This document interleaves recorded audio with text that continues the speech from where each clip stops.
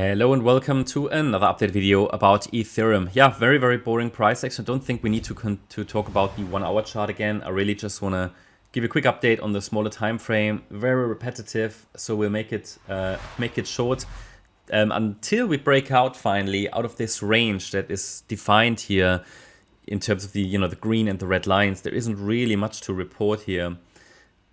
I think there is a bit more upside pressure than downside pressure because we're holding above Fibonacci support there. You can see the Fibonacci support levels defined between 2,950 and 3,114. But really, we haven't really seen a substantial reaction to that micro support area here.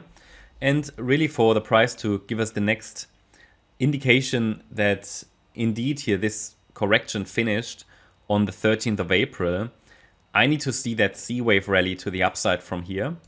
I really need to see that C wave rally. At the moment, I've got this wave 1, got this wave 2. This here looks very much super boring, overlapping, just unreliable price action really. So we don't have that confirmation that we need to say, okay, the low is in wave 2. It's, in my opinion here, an A wave. I'm tracking that as an A wave. Might call that a leading diagonal. It could be wave A or could be wave 1.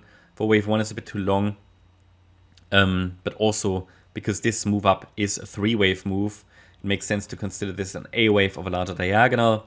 Then this could be a B wave pullback with an overshooting B wave and then a C wave up. I mean, there's not much, clarity here. I'm sure you could find some other interpretations here that might apply. Of course, I've got the white count as well, which suggests all of this could just be an ABC structure. Okay, so like A wave up, B wave down, C wave up in the white B wave, and then we break down. That's similar to the, let's say, short-term bearish count to Bitcoin. Really only range-bound movement and super boring. I mean, for the last couple of weeks, not much happened. It's just sort of range-bound in this zone really. And it takes a break above the $3,300 level to really confirm we're following further the yellow count. I mean, it's all about continuously respecting the parameters and when we deviate from those, okay, what would be the alternative? So if the price breaks above 3,300, it would actually confirm that yellow count. I'd like then to see that C wave rally into the region around 3,600. Then we could get a wave 4 and a wave 5. And a break below support, and if we break below that support area, 2,950, it should send us down most likely into the lower support area there, probably around $2,600, $2,500. In that case, it would be more clearly that it would be more evident that the B wave there in the white count has actually topped and we're coming down in that C wave here. It's